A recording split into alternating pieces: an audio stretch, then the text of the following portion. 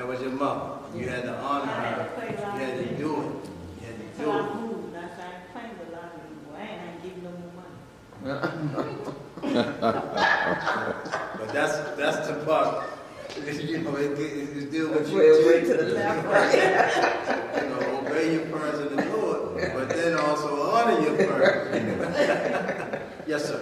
That's why I never could understand it when we used to go out and they used to tell us, say, a part of me going out with you. Learn how to act when you get out there. Because the way you act, they'll think we are the same. You know, your parents will tell you that. And that's the truth. Yeah. That is the truth. People make a judgment. You can raise your children real good. They get out there, Do what they want. and they act a fool. Mm-hmm. You know, some of us, I used to act a fool sometimes. But I knew if my mother and father would have found out, I also knew the fool would have been brought out of me too. You understand what I'm saying? Yeah. But it was times I acted a fool. You understand? So I ain't even gonna go into some of that. That's why a parent should never say, I know my child didn't. my child don't do that. Right. They should never say, and so many of them say that, the first thing come out, oh, that wasn't my child don't do that. I would always say that that's not It doesn't sound like my child. sound like something that they would do, but you can't ever. Because I know I did stuff. Neither one of my parents cursed, you know, or whatever. But when I got out there in middle school and heard other people saying it, I would, try to say little stuff, you know, or whatever. Thank God it didn't stick with me, but you know, I tried it. You know, neither one of them smoked. I tried to smoke. That I didn't like that. My sister smoked, but we didn't learn it from at home. Right. You know. Things, again, a lot of stuff, especially in our society, you don't have to teach. And this day and time, it was bad one. And now, with your generation, a lot of your generation is a little different from my generation. Right. My generation a little different from the generation that came after me. And this newer generation, this generation right now, Z, you got X, Y, Z. You know what I'm saying? They are bombarded with so much information. It's at the tip of their fingers. It's everywhere they go. It's on television. It's being taught. Things that we know to be sin, that we know to be immoral behavior. It is being taught to our children that it's okay. I see you, brother. You have even people lying in high positions, and then when the truth is found out, they say that's fake news. Fake news. You know that ain't fake. That news is not fake. Or they'll say something like that's a rendition of the truth. No. Yes, sir. No, I would ask what you think, what your thoughts are, because we know we have a serious problem, not only as a nation, but particularly in the black community, where fathers are absent. I mean, many of our fathers are not in our homes. I think I saw a statistic, 70% of black homes are fatherless, you know, and I believe that's a spiritual attack, and it really has, in a sense, decimated a lot of our communities. It's all of it, spiritual wickedness in high places. Well, we know this because, you know, there's a whole lot of conspiracies or conspiracy theories, you know, and we know within the African American community, we know it's been proven that that the CIA had brought drugs in our community. In the 80s and 70s, really, it's been proven. It's been proven that our people have been experimented on, given drugs and diseases as late as the 70s, you know, to see how Johns Hopkins was doing That stuff. commercial that comes on. Yeah, exactly. So the reality of it is, it's a whole lot of stuff that has been done to our communities. And I heard something somewhere, and I can't remember where it was or where I heard it, where I saw that, but it was talking about in order to destroy your family, you pull a male figure out of the family. And once you pull that male figure out of the family, and you cause the woman to have to do things on her own and lock up the man, if you will, then the whole role changes. Then the disrespect comes. Thus, you don't have people who respect each other or even know how to be. And that's why a lot of times you see a lot of men, and this is a fact. You see a lot of young men now that have, and I'm not talking about homosexuals, I'm talking about they're heterosexual men, but they have female tendencies. That's powerful, what you just said. Yes. That's powerful. They're heterosexual men with female tendencies. In other words, and women, no, this is no That's true. no hit on you. I'm just saying, you're emotional. That's how God created us. Exactly. You're more emotional. Men are emotional too, but you're more emotional. And when you see a man start acting all emotional, seeing something go wrong, you like, and women even said he act like a chick, except they use other words.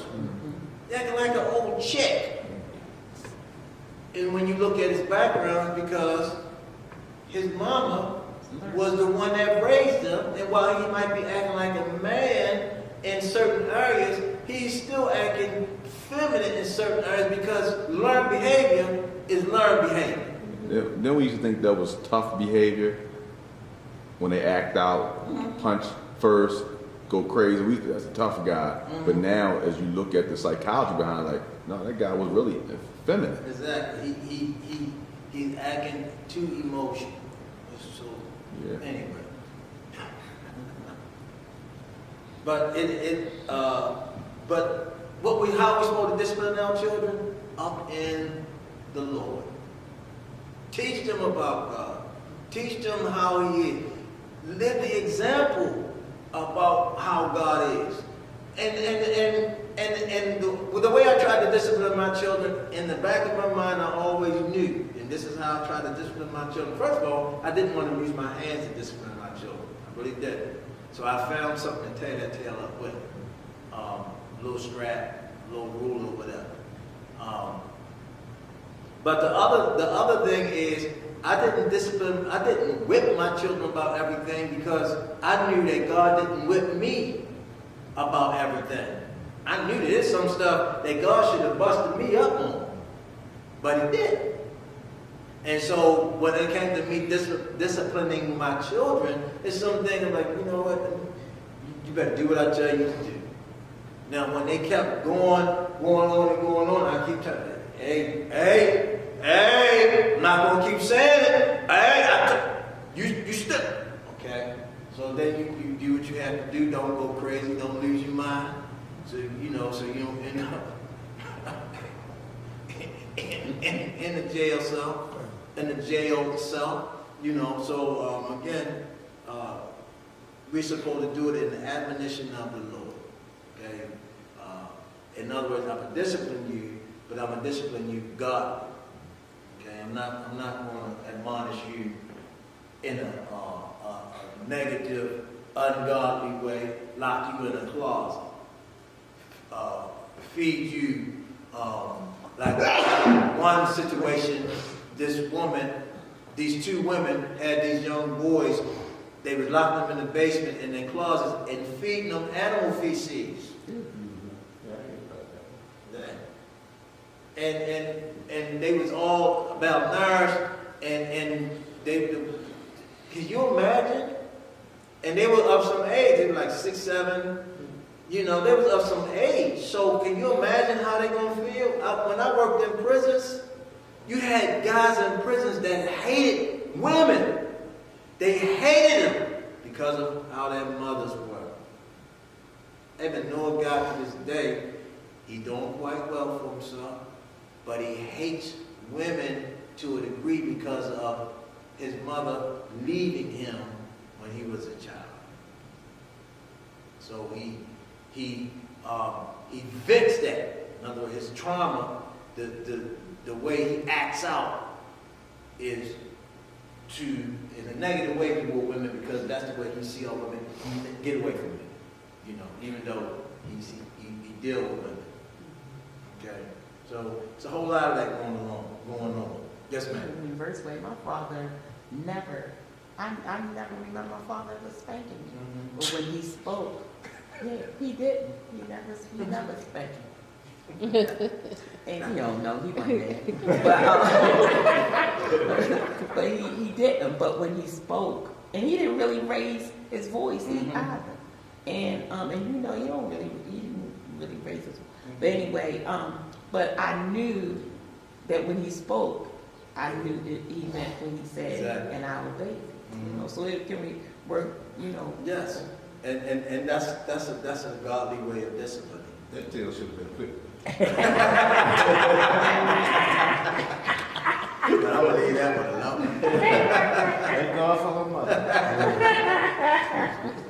But the reality of it is, now I could count on one hand the times I actually spank my children, on both of them, on one hand, because a lot of times the voice itself does the trick, does the job, you know. Now, I can't count on one hand how many times my father disciplined me. I probably been use hands and toes and borrow somebody. You understand what I'm saying? Me and my sister Singer, good Lord. And my mother wasn't beating us, my father was beating us.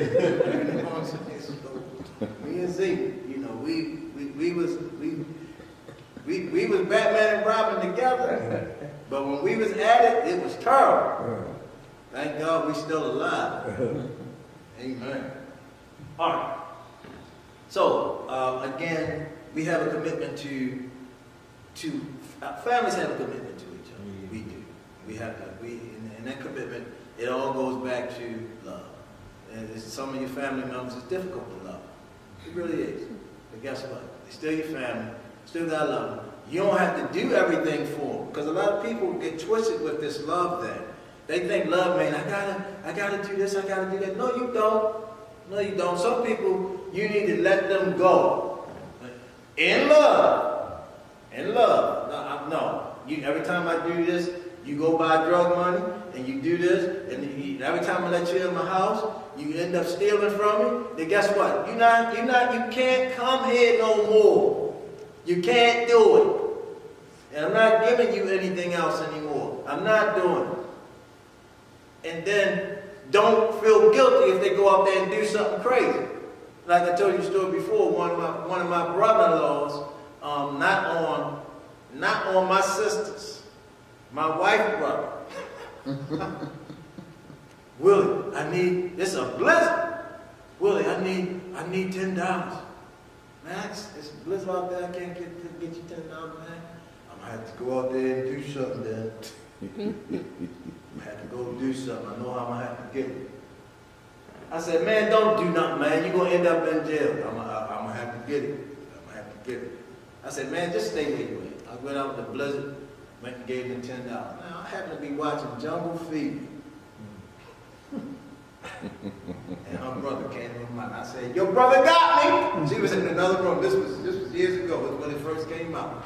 I said, your brother got me. She said, what? I said, you see that right there what Scooty just did? I said, that's what your brother did. I said, let him do it again. I'm going to tell him, go do what you got to do then. Go do what you got to do then. You go up there, go ahead, go to jail then. I said, but he got me. I said, but he won't get me no more. And guess what? About 5 years later, he tried to get me again. He said he was hungry. They needed food in the house. I said, y'all did? He said, yeah. I said, okay. Guess what I did? Went to the market and got them some food. Yeah, here y'all go. You need some food, eat them. But you ain't getting no money. All right, so man, y'all eat. They had a lot of people in the house anyway. That's why. Then let me leave that alone. Anyway, just love your families.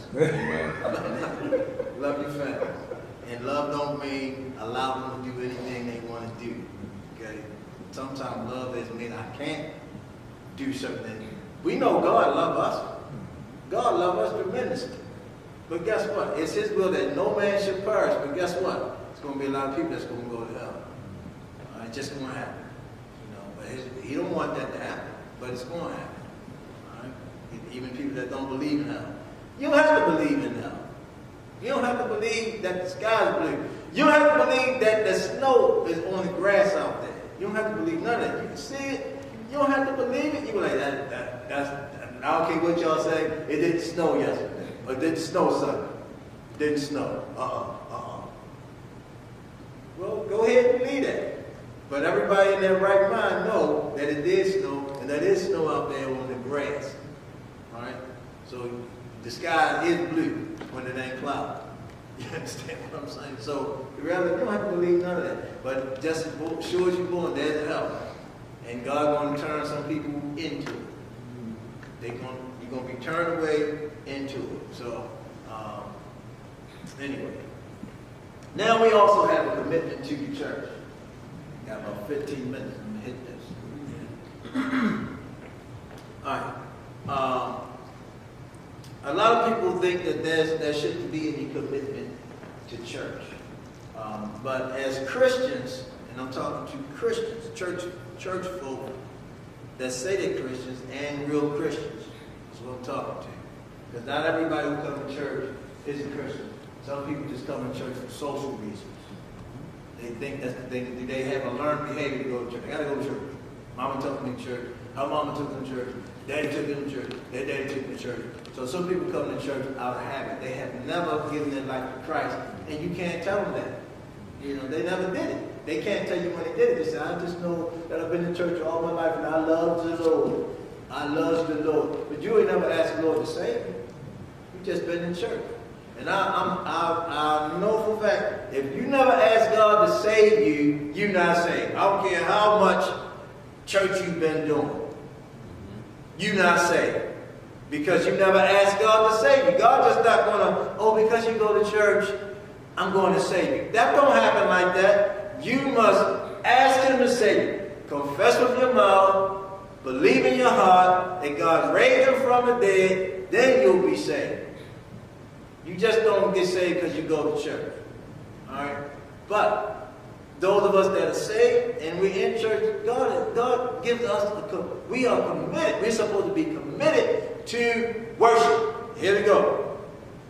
Hebrews 10, 20-25. Let us hold fast the profession of our faith without what? Wavering.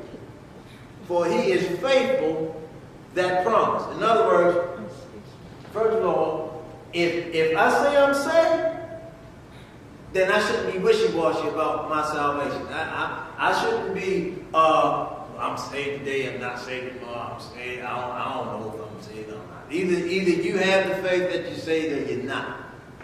If you know that you asked Christ to come into your heart, and you know that when you did that, you had a conscience to really do that, then you have to keep that faith, and that's what you are. Because just because you make a mistake don't mean you're not saved. Because everybody in here, after salvation, you're not going to tell me that you haven't made some error after your salvation. Everybody. Whether it was a wrong word, whether it was a wrong thought, whether it was a wrong deed. Okay, we all have sinned and come short of the glory of God after salvation. Right? So we all have done that. But you got to hold fast the profession of your faith. In other words, don't be wavering about it. If I know I'm saved, I got to hold to that. And I gotta try my best to live the best saved life that I can. Some people say, well, you're doing too much. You're trying too hard. Well, only thing I know how to do is work this thing out in fear and trembling. That's all I know. That's all. You can do yours like you want to do it. If your salvation is cheap to you, then you go ahead and treat it like an old cheap rag. But it's not cheap to me. Because if God died for me, that's very expensive. That's priceless. I can't put a price on that. And so if He loves me enough to die for me, then I should love Him enough that once I accept Him, to make my body a living sacrifice, holy and acceptable unto Him. Mm-hmm. Then it says, and let us consider one another to provoke unto love and to good works, not forsaking the assembly of ourselves together as the manner of some is, but exhorting one another, and so much the more as ye see the day approaching. Now, as we know, Paul was always letting them know, all the disciples were letting them know. Once Jesus went away and he told the disciples, I'm coming back again, and the angel was there, why stand ye here, ye men of Galilee, gazing? Same one that went up, he coming back the same way he went up. Y'all need to get to work, stop gazing. You need to start doing what he told you to do. Go out there and baptize, and do all that kind of stuff. Do what he told you to do. Well, that was passed on. So when Paul became a Christian and he got to know Christ, when he was Saul, got saved, got to know Christ, he had the same message. The same message. Hey, look, some of y'all not worshiping like you ought to. You're not supposed to fail to do that. You're supposed to come together with worship, provoking love. Some of y'all provoking some other stuff, but you should be coming together to provoke love. Get yourselves together, provoke love to one another, help one another, help encourage one another, lift each other up in the body of Jesus Christ. Love each other. Be an example for everybody that's watching you, because some people are supposed to be coming and they're not. He's letting them know. Some of them not coming at some age. You know, don't sound right when we say it like that, as some do. But the reality of it is, that is the word that we're reading. Any questions or any statements on that? The day approaching, we know the day of the Lord is approaching. God is going to come back again. Thank you. But every year, he's coming back a little closer. Every year. All right? So it's been over 2,000 years. My problem is with some of it is, when you talk about the church, you talk about the people. Absolutely. Talking about the assembly. Mm-hmm. My problem is with some of the people in the church, the committed ones. Now, you're supposed to be committed to the church, so that makes you committed to the family, that make you committed to the ministry. My problem is you have all these people, you know, that's supposed to be a high call. Preachers, deacons, mothers. You're supposed to be committed, but some of the ministry, you're not doing it, and you don't care that you're not doing it. Now, when you get to that part where it say, let us provoke one another, I'll be honest with you now, I got to the point, Bishop, I got something. The best way for me to provoke them now is to leave them alone. You know, not say anything, because it angers me for some of them to be in those positions that they're in, and I see some of the action that they're taking. Well, the thing about it is, just like they were put in a position, we can take them out. The thing is, see, the thing about church, I ain't talking about what man did, I'm talking about what they say God did. I understand. I believe me, I understand what you're saying. But I'm saying the thing about church, especially a lot of our churches, is so, when you're talking about a church with an assembly, our church building is rather good size. We probably can hold about a good 400 people in this church, give or take, up, downstairs, up, then we probably can get that. We probably on a just right here between the balcony and right here, probably could get a good 250 people between here and the balcony. I really believe that.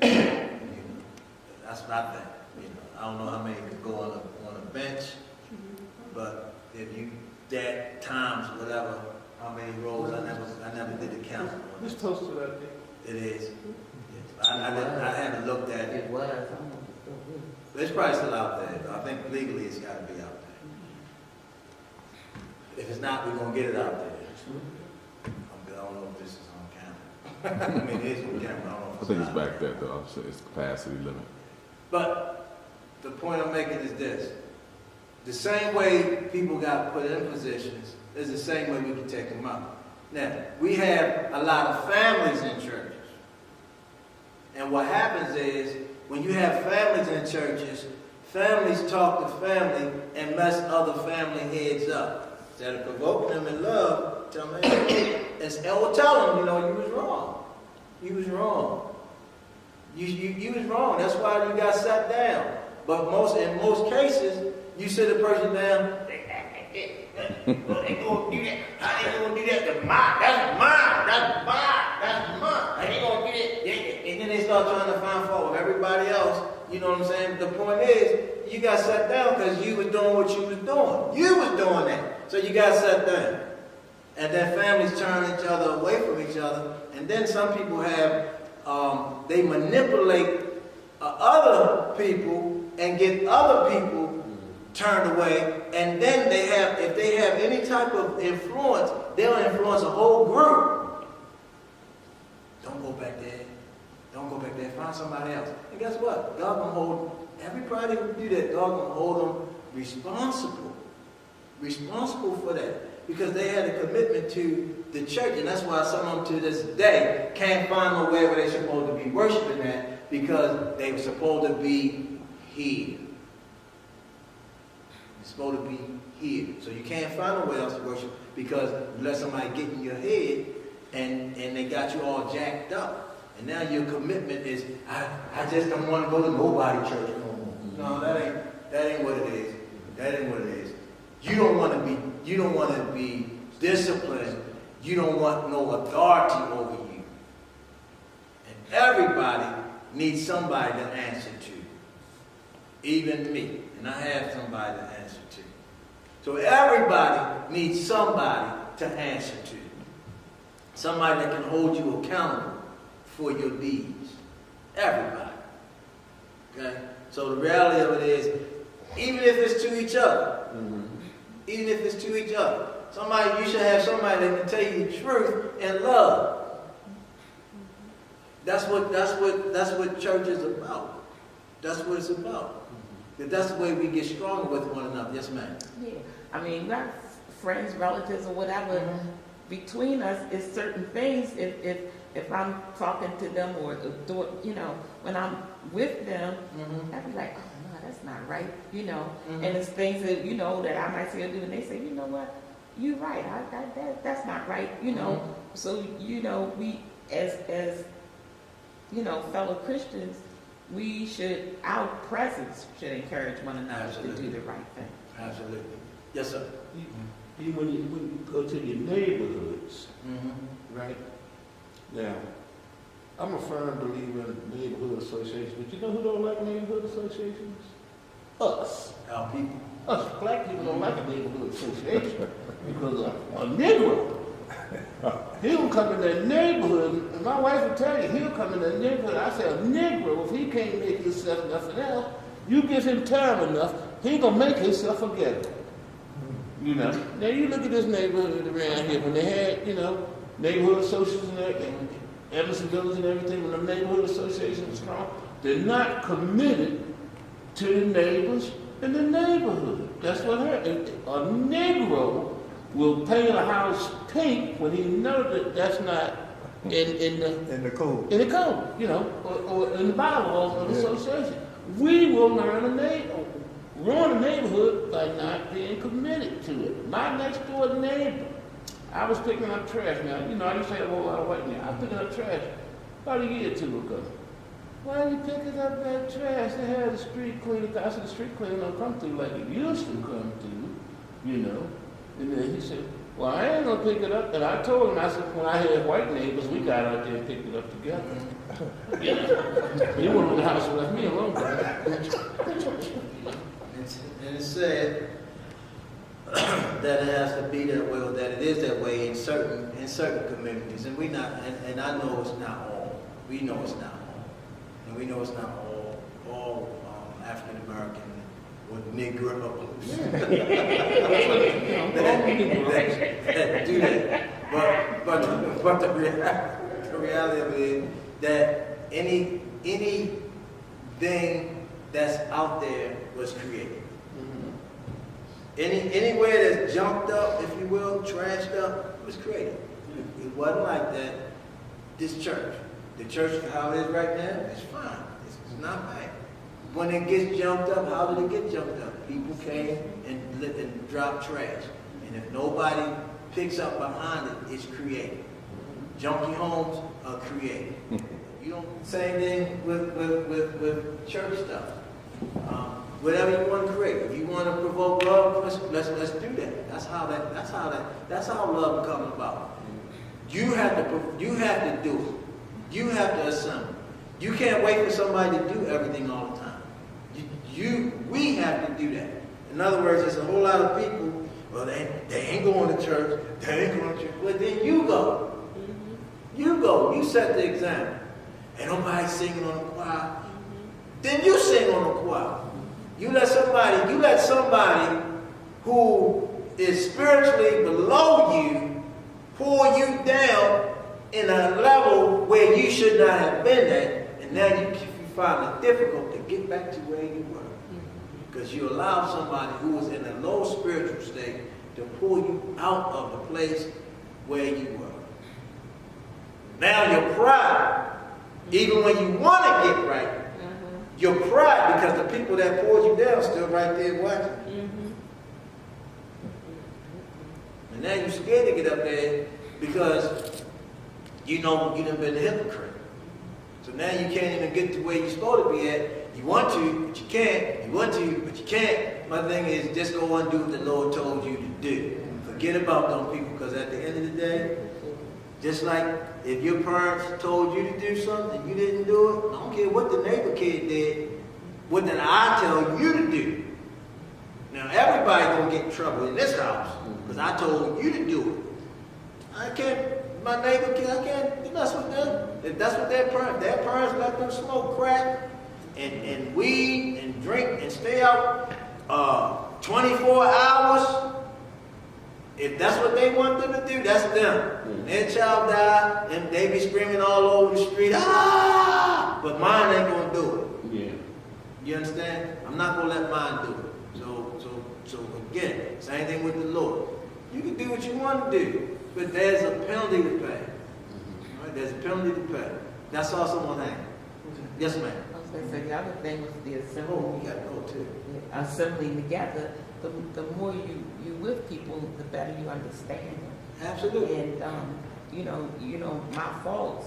You can still even love me because you know kind of know who I am, or know what triggers me to do what, or how to get me to do what I need to do or not do. And that's the truth. But you know, Pastor, commitment and love, they got to go hand in hand. They do. Even when I was talking about the neighbor, commitment, love, and pride, they got to go together. Godly pride. God, yes. Yeah, you know, it was years ago when black people couldn't afford fancy private fights and everything. You remember the Afro cleanup blocks when they had them? Yeah, but They couldn't afford that. They get a tie. the tie and the tie cut out and banged so up. pretty, but Yeah, somewhere you along still the can line, find them every now and then. yeah, lost their pride, you know. So, Well, those people had marble steps, yeah. and they take the scouring powder. I remember doing that for somebody's house, whatever. You take the scouring powder, you go out there, and you wash that front with a brush and some scouring powder in a bucket. Right. I did that. I can't remember whose house it was. If it was my grandparents' house before they moved to another house, but I remember doing that. And then you had to take that newspaper and wipe them off. Wipe so them the down. climate didn't get on Exactly, because the the powder from the gun after you rinse it, they still had that. But like I say, anything that's going to discipline an African American, he don't want it. He don't want that neighborhood association no more. And again, not He all. don't want it. Not all. But because some associations, some neighborhood associations can be a problem. And that's just the reality of it. Again, on you know, like, for example,